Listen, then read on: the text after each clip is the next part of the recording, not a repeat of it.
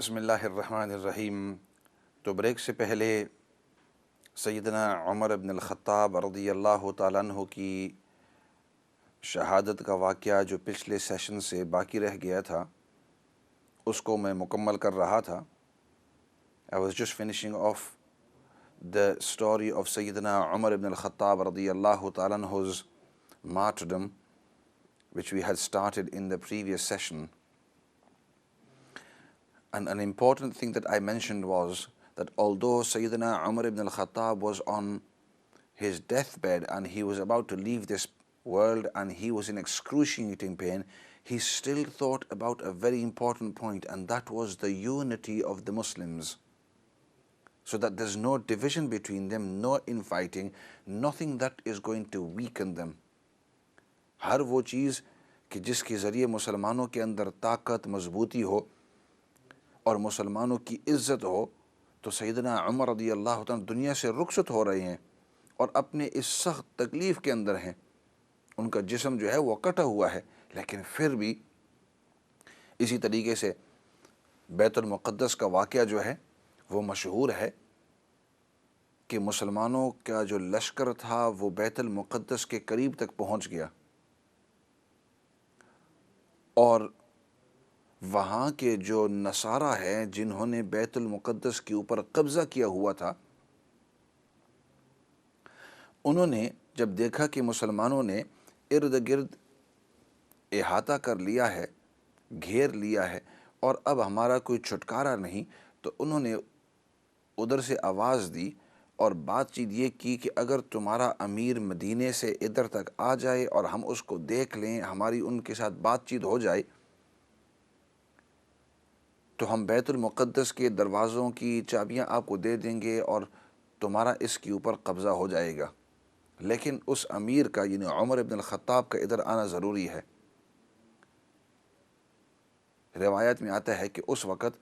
خالد بن ولید رضی اللہ تعالیٰ عنہ اور ابو عبیدہ ابن الجراح رضی اللہ تعالیٰ عنہ کمانڈر ان چیف تھے۔ انہوں نے آپس کے اندر مشورہ کیا اور میسج بھیجا، پیغام بھیجا سیدنا عمر رضی اللہ تعالیٰ عنہ کو۔ سیدنا عمر تشریف لائے مدینے سے لے کر بیت المقدس الاقصی یعنی فلسطین تک۔ اس زمانے کے اندر جیسے آج کل کی ٹرانسپورٹ ہوتی ہے، چاہے جہاز ہو یا ٹرین ہو یا بسیں یا گاڑیاں، یہ سائیکل وغیرہ کوئی چیز نہیں تھی۔ اس زمانے کے اندر یا تو گھوڑا تھا یا کھچر تھا یا گدھا تھا یا اس قسم کے جو جانور جس کے اوپر سفر ہوتا ہے، اور آپ کو اب پتہ ہے کہ کئی ہفتے لگ جاتے ہیں اتنے بڑے سفر کے اندر۔ آج کل بھی اگر آپ میپ کے اوپر دیکھ لو کہ فلسطین کہاں اور مدینہ منورہ کہاں، کتنے سووں ہزاروں میلوں کا فاصلہ۔ سیدنا عمر رضی اللہ تعالیٰ عنہ نے اپنے ساتھ جو ہے اپنے جو خادم اسلم رضی اللہ تعالیٰ عنہ ان کو ساتھ لے گئے اور فرمایا کہ ایک ہی سواری ہم لے کر جائیں گے۔ تو اسلم رضی اللہ تعالیٰ عنہ فرماتے ہیں کہ میں نے پوچھا کہ یا حضرت اتنا لمبا سفر ہوگا، ہم 2 آدمی ہیں۔ ان کے ساتھ اپنا دلیل بھی تھا۔ اس زمانے میں دلیل اس کو کہتے ہیں جو راستہ دکھانے والا، اس کی اپنی سواری ہوتی ہے، لیکن بیت المال سے انہوں نے فرمایا کہ ایک ہی سواری لیں گے، ہمیں 2 کی ضرورت نہیں ہے۔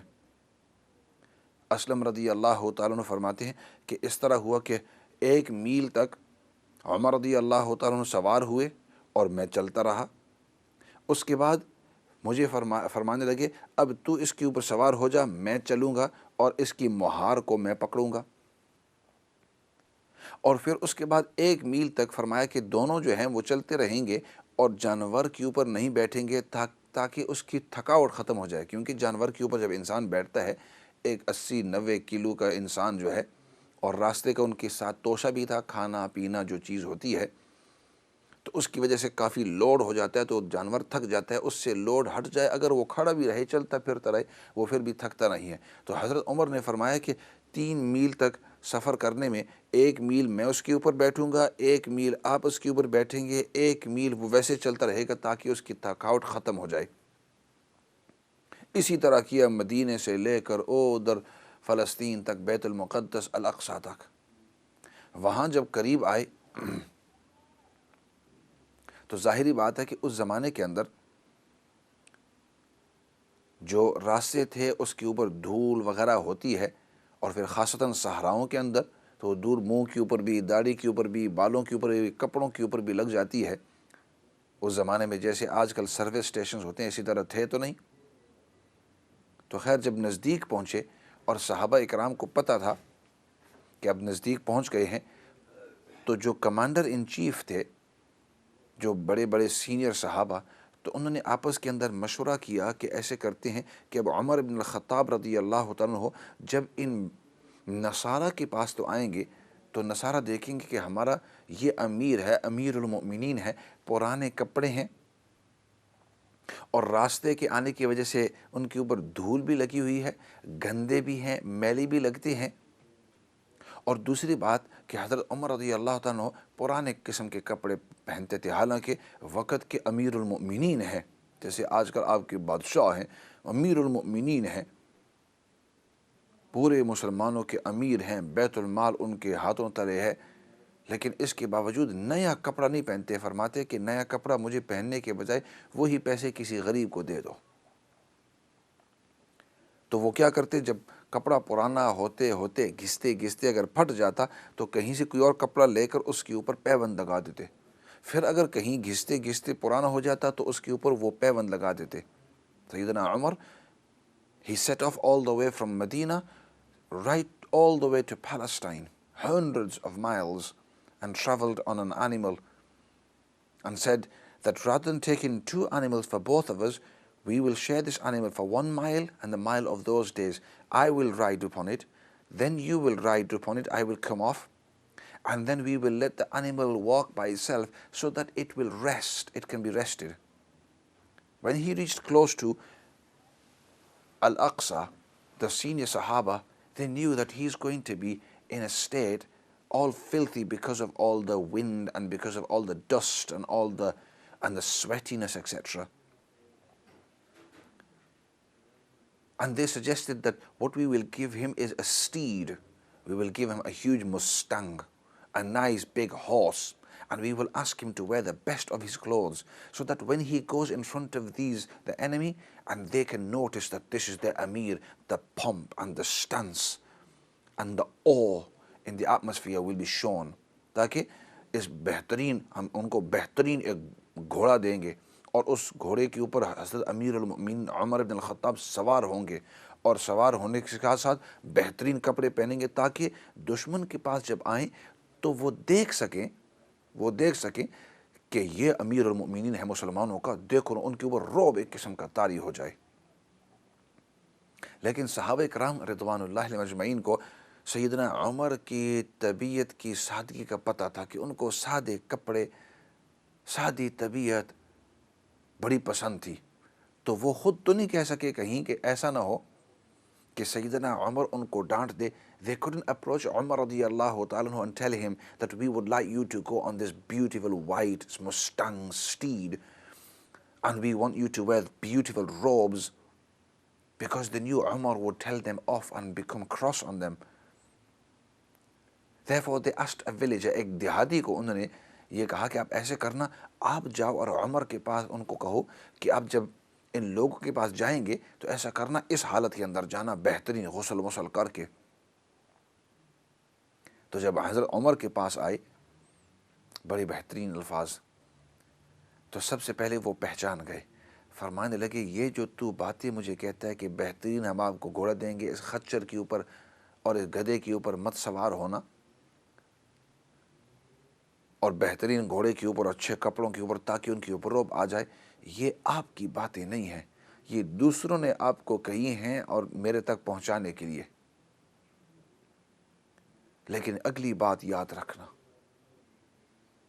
میں انہی کپڑوں کے ساتھ اسی حالت کے اندر جاؤں گا۔ اس کی وجہ پھر انہوں نے اپنا وہ مقولہ کہا، I am going to go in this state I am, and I'm going to go as I am. And then he mentioned his special words in Arabic which could be written in gold. اس کو اگر آدمی سنہری پانی سے لکھے، فرمایا کہ اعزنا اللہ بالاسلام فمهما ابتغينا العزة بغير الإسلام اذلنا اللہ، فرمایا کہ اللہ نے ہمیں جو عزت دی ہے وہ دین اور اسلام کی وجہ سے ہمیں عزت دی ہوئی ہے، اور جب ہم عزت دین کے علاوہ ڈھونڈنے کی کوشش کریں گے اور دین کو اسلام کو چھوڑ کر ہم لوگوں کو اپنی عزت کروانے کی کوشش کریں گے، فرمایا اذلنا اللہ، تو اللہ ہمیں ذلیل کر دیں گے۔ دین کی وجہ سے ہمیں عزت ملی ہے اور دین کی وجہ سے اللہ ہمیں عزت دیں گے، دنیا کے اندر عزت دیں گے۔ اعزنا اللہ بالاسلام، اللہ نے ہمیں عزت دی ہے اسلام کی وجہ سے۔ فَمَهْمَا ابْتَغَيْنَا الْعِزَّةَ بِغَيْرِ الْإِسْلَام، جب ہم اسلام کو چھوڑ کر عزت تلاش کرنے کی کوشش کریں گے تو اللہ ہمیں ذلیل کر دیں گے۔ اور اس دیہاتی کو فرمایا کہ جاؤ، میری جو باتیں ہیں، میرا یہ پیغام ہے، جا کر ان کمانڈروں کو اور ان لوگوں کو یہ، اور فوجیوں کو اور فوجی کے افسران کو یہ بات پہنچا دو۔ اسی حالت کے اندر فرمایا کہ تیار ہو جاؤ، ہم جاتے ہیں ان نصرانیوں کے پاس۔ جب نزدیک پہنچے تو وہ نصارہ کے جو بڑے پادری ہیں، تاریخ میں لکھا ہے کہ مسجد اقصیٰ کے ارد گرد جو بڑی دیوار تھی، اس دیوار کے اوپر وہ کھڑے تھے، دروازے بڑے لکڑی کے دروازے بند تھے۔ انہوں نے جب دیکھا کہ سیدنا عمر آ رہے ہیں اور ساتھ میں ان کے ایک غلام ہیں، تو وہ تمام کے تمام جو ہیں وہ سامنے آ گئے، اور سامنے آنے کے بعد انہوں نے کہا کہ اے عمر، تو واقعی امیر المؤمنین ہے؟ انہوں نے کہا ہاں، میں ہی امیر المؤمنین ہوں، میں ادھر سے اس لیے ادھر تک آیا کہ مجھے یہ پیغام دیا گیا کہ آپ امیر المؤمنین کو چابی دینے والے ہیں۔ تو انہوں نے کہا کہ آپ امیر المؤمنین نہیں ہیں، You are not the leader of the Muslims who is going to conquer and who is going to take over Masjid al-Aqsa. You are not him. جو مسجد الاقصی کو فتح کر کے لے لے گا مسلمانوں کے لیے، اور جو امیر المؤمنین، تم وہ نہیں ہو۔ تو امیر المؤمنین نیچے ہیں اپنے سواری کے اوپر، اور اوپر وہ لوگ دیواروں کے اوپر سب کھڑے ہیں۔ تو امیر المؤمنین فرمانے لگے، عمر بن الخطاب، میں ہی امیر المؤمنین ہوں، آئی ایم امیر المؤمنین۔ انہوں نے کہا تم نہیں ہو، انہوں نے کہا میں ہی ہوں، تم کس طرح کہتے ہو کہ میں امیر المؤمنین نہیں ہوں؟ انہوں نے کہا کہ اس لیے کہ ہماری یہاں کتابوں میں لکھا ہوا ہے کہ وہ امیر المؤمنین آئے گا، اور وہ جب مدینہ سے فلسطین تک الاقصی تک آئے گا، دو شخص آئیں گے، ایک ہوگا، ایک اس کا غلام ہوگا، نمبر ایک۔ دوسری بات، وہ زمین پر کھڑا ہوگا اور اس کا جو غلام ہے وہ سوار ہوگا۔ یہ دو چیزیں تو ہم نے دیکھ لی ہیں کہ واقعی تو کہتا ہے تو امیر المؤمنین ہے، میری باری اب جانور کو پکڑنے کی ہے اور غلام کی باری ادھر اس کو اوپر ہونے کی ہے۔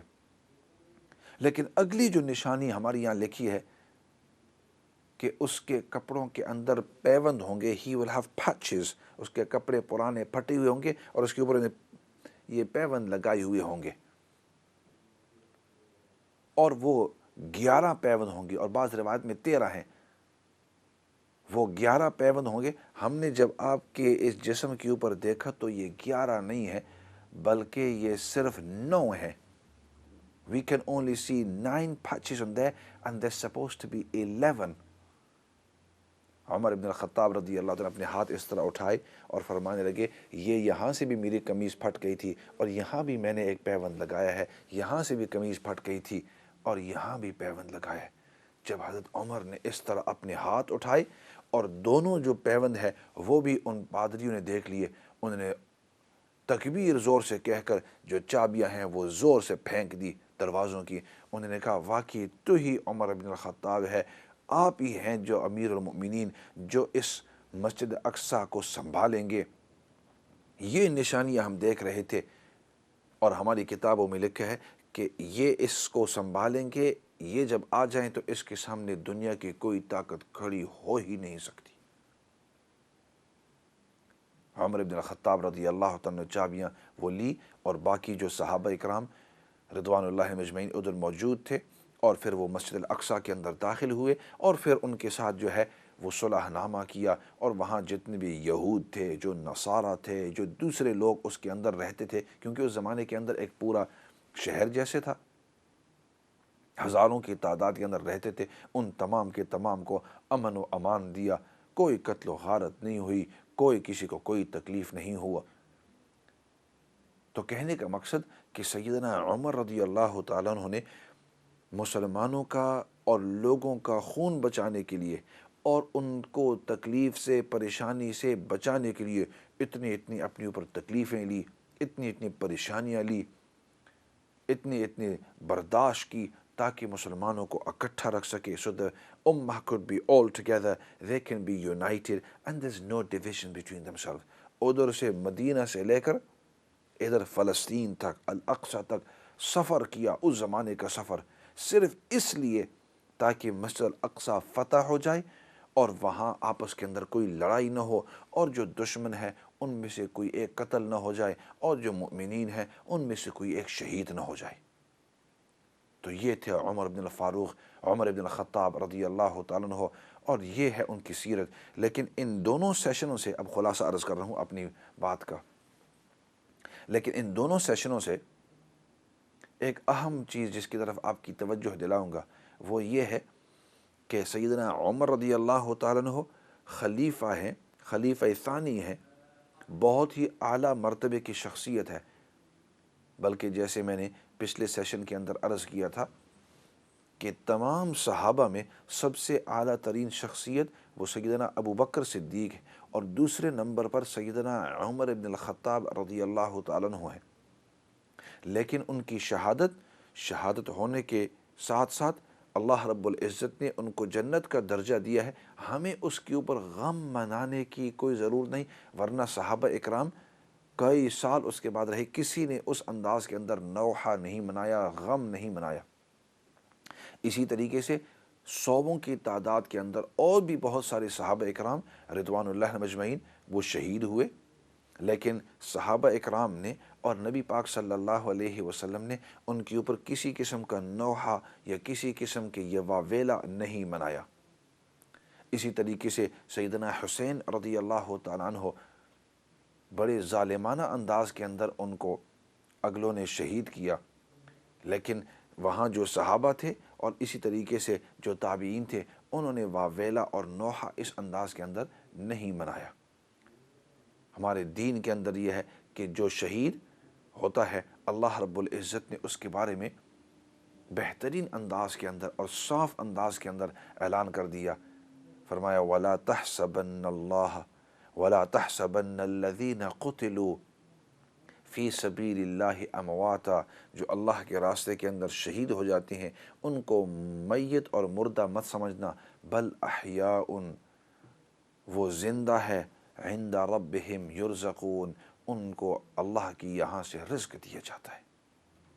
تو یہ ہمارا عقیدہ ہے شہداء کے بارے میں، اور سیدنا عمر کی بات کہ جب ہم دین کو مقدم کریں گے اللہ رب العزت ہمیں ضرور عزت دیں گے۔ آپ دیکھیں گے جس حکومت نے بھی اور جن لوگوں نے بھی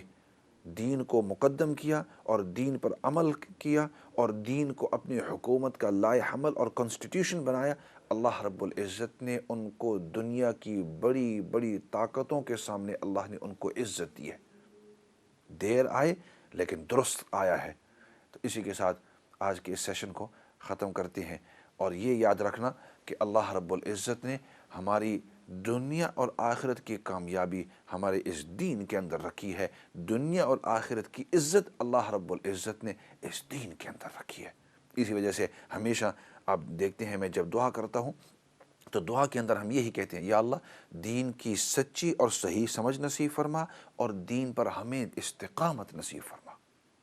اسی کے ساتھ آج کے سیشن کو ختم کر لیتے ہیں۔ الحمد للہ رب العالمین والصلاة والسلام علی سید الانبیاء والمرسلین محمد وعلی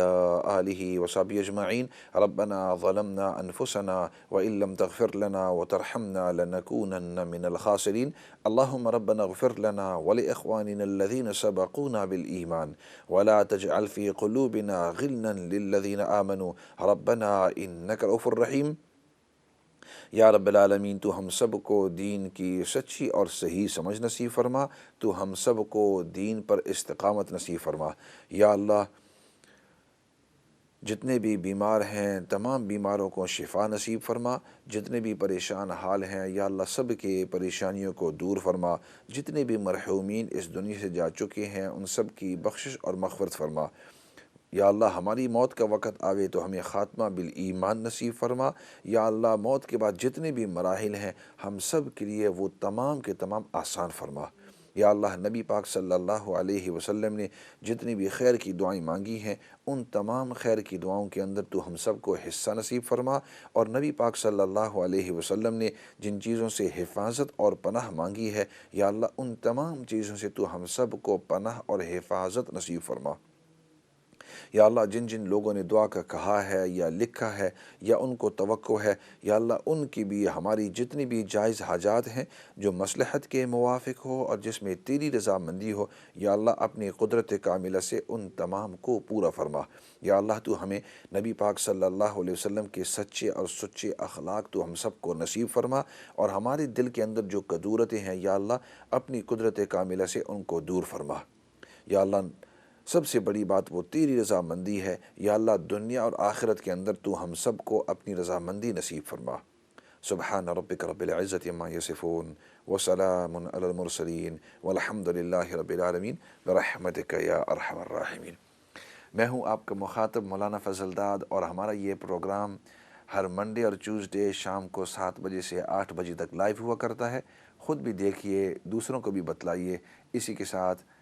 والسلام علیکم ورحمۃ اللہ وبرکاتہ۔